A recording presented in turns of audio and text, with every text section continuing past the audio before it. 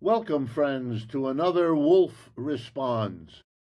I'm going to call this one China's Challenges, because I think the visit of Mr. Trump to Beijing is a moment when it is necessary and the historical timing is right to see what are the challenges that China poses to the United States and therefore, of course, to the world as a whole. And I'm going to approach this, as I do many topics, historically, because I think that illuminates a great deal.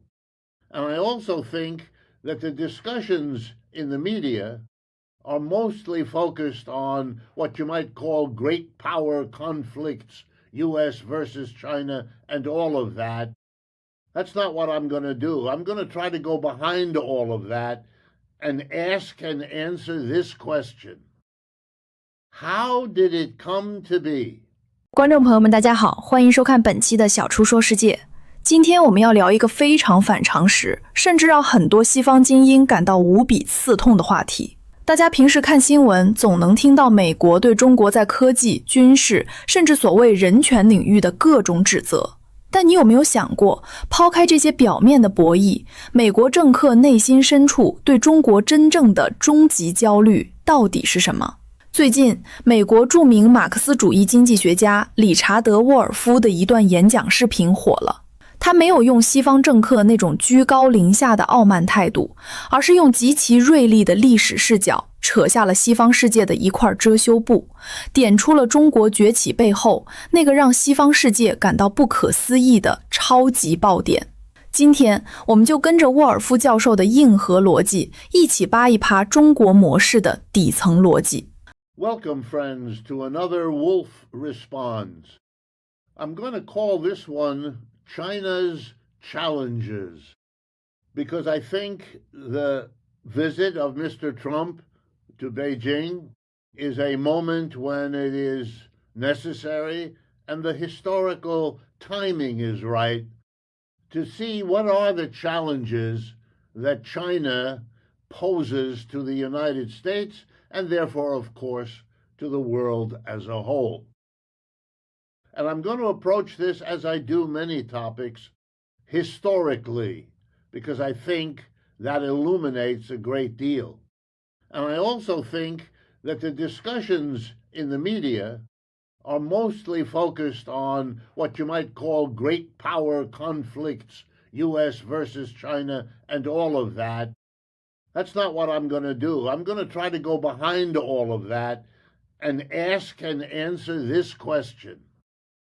How did it come to be that in the year 2026, great economic powers of the world are the United States, which has been in that position for the last 75 years at least, and China, which has newly arrived in that situation in terms of the last few centuries of history.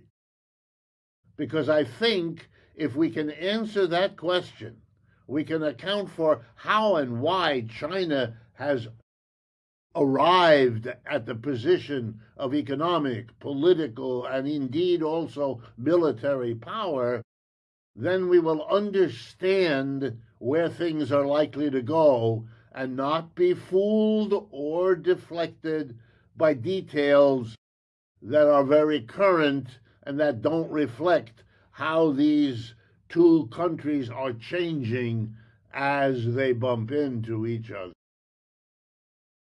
All right, let's begin with this. 75 years ago, at the end of World War II, China ranked among the poorest countries on the face of this earth. Let that please sink in. The United States was at that moment, end of World War II, precisely the richest country on the face of the earth. So there we have it. A very, very poor country, a very, very rich country. It went through a civil war, China did, from 1945 until 1949, which meant that on top of all of the destruction of World War II, on top of all of the destruction of the Japanese invasion of China starting early in the 1930s, on top of those destructive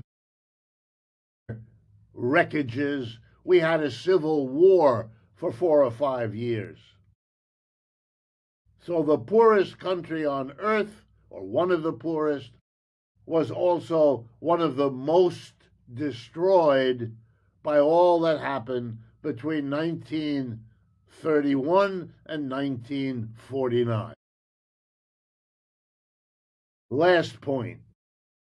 The Civil War in China was won by the Communist Party of China and the Eighth Route Army, developed by Mao and his associates in the provinces in the interior in the decades before that.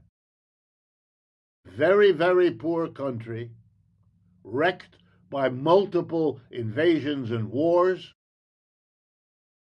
and then a civil war won by a communist party, which meant that China entered the world not only one of the poorest countries vis-a-vis the United States as one of the richest, but the United States was the sworn enemy of the Communist Party that won the Civil War in China, which meant that in the following years, the 1950s and the 1960s, the United States worked together with the defeated Civil War forces in China, trying to slow, to reverse, to undo what had been achieved in China. The whole development of the position of Taiwan comes out of that story. No help was given to China to rebuild from World War II. Help was given to Europe, remember the Marshall Plan? Help was provided to our ally in Japan, but no help to the Chinese because of the role of control operated by the Chinese Communist Party. I stress that because when I was a young man learning economics, I studied economic development. It was all the rage in the 1960s and 70s. Western capitalism, led by the United States, was going to develop Asia, Africa, and Latin America, teach them how to do what they wanted most to do, which is stop being the poorest parts of the human race. They wanted to develop quickly to catch up to the living standards of Western Europe, North America, and Japan. And we were the students who were going to bring to them the learning of how to do that, accomplished in North America, Western Europe, and Japan, that we would convey to them. And herein lies the first challenge that comes from China. They didn't get help from the United States. They didn't get money, they didn't get supports the way the Europeans and the Japanese did. And they didn't get young people's economics. People like me, we were never taught anything about China nor invited to it. Nor would we have gone had we been invited.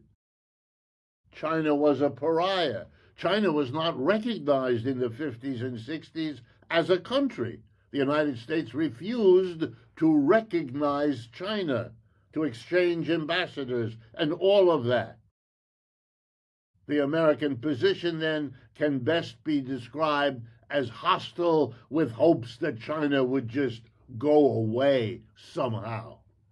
But it didn't. And the big challenge of China today is the following undisputable fact. one of the poorest countries in the world,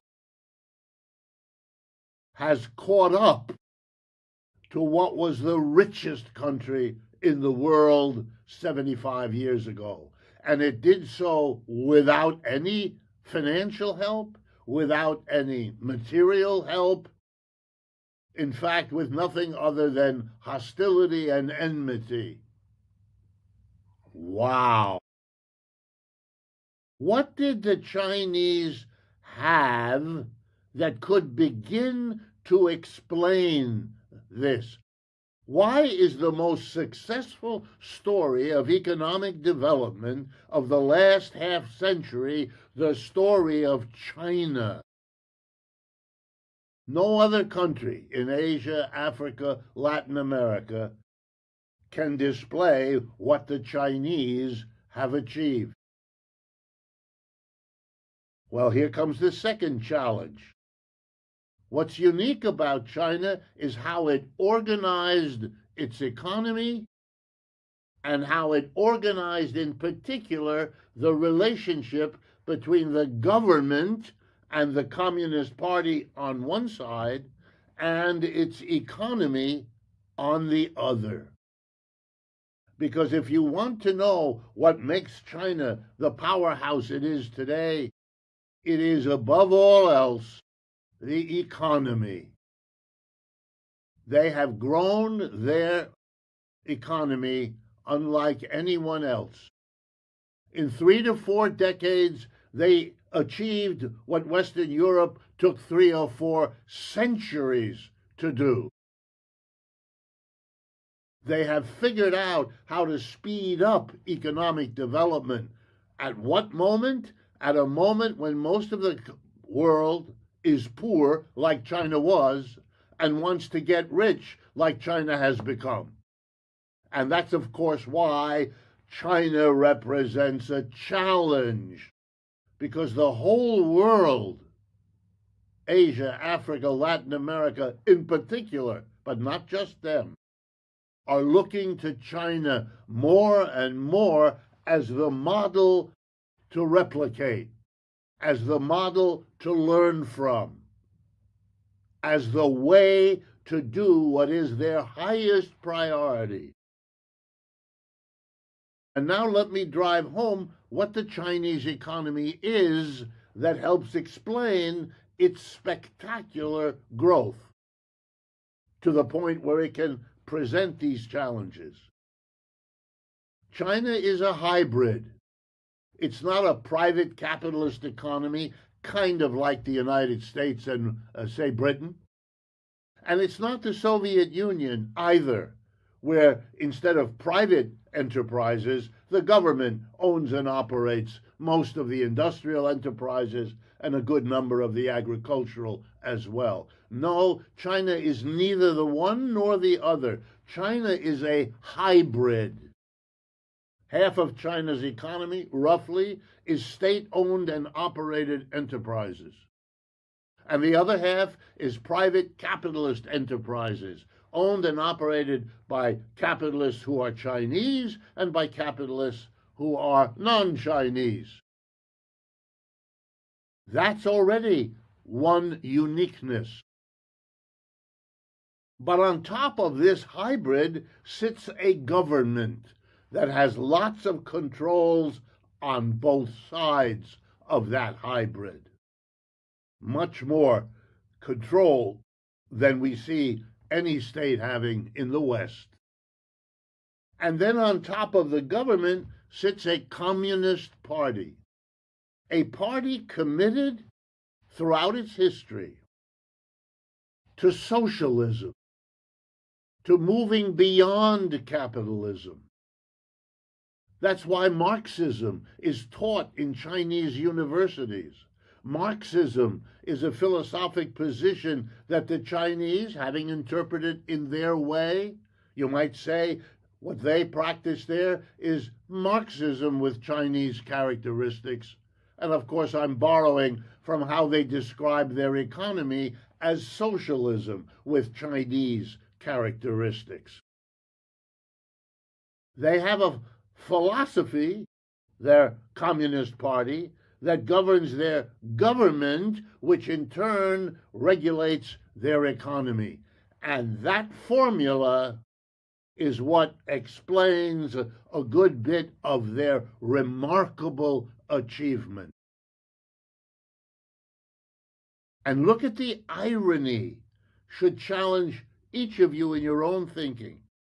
The irony is that the most successful country in terms of economic development in the global capitalist system of the last 75 years. I call it a global capitalist system because capitalism is the dominant economic form throughout the world. If you define capitalism, as I do, as the organization of production into employers and employees, that has become universal. But the Chinese have their own particular way of doing this. They're perfectly well entitled to call it whatever they want, but they want to link it to the goal of going beyond capitalism. That's why they're interested in Marxism, and that's why they call their society socialist. So think with me of the irony. The most critical tradition of thought about capitalism is Marxism. He was a critic of capitalism, and the lines of thought he developed have embellished that critique. The most successful country in the world capitalist system so far has been led by a party that doesn't want capitalism, that wants to get beyond it. What a remarkable story that the greatest critics achieved the most spectacular growth within the capitalist system, which therefore meant that, yes, they could and did call themselves socialist, but they were governed in many ways by the larger capitalist context within which China's growth developed. It is a remarkable story.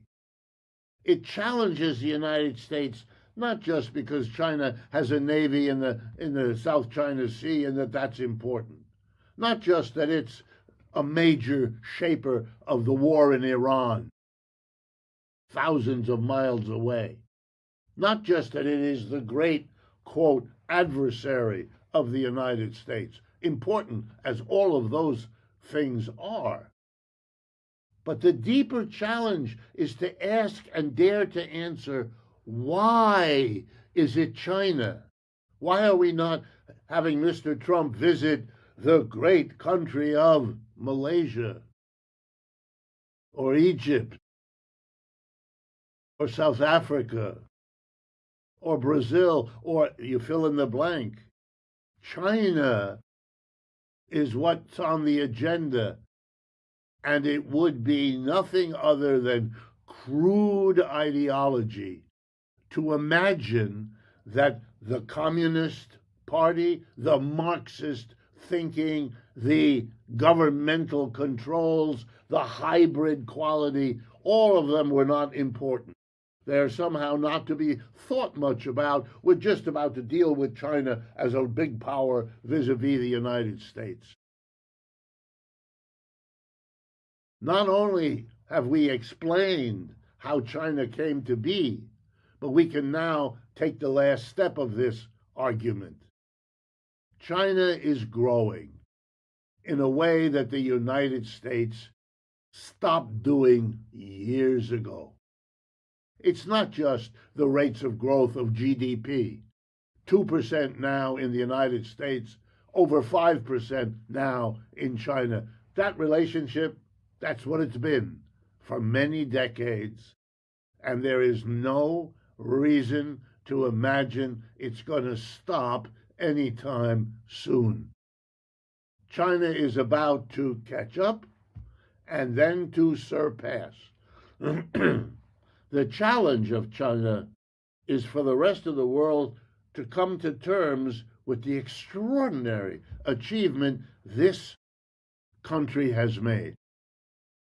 And because I'm speaking in America to Americans, among others, I have to add, all I'm trying to do is understand the background to the visit of Mr. Trump to China this week. China has its problems, its difficulties, and its struggles. Their Marxism teaches that the struggles never stop, nor does the development. What China is now is not what it was 50 years ago, and is not what it will be 50 years from now.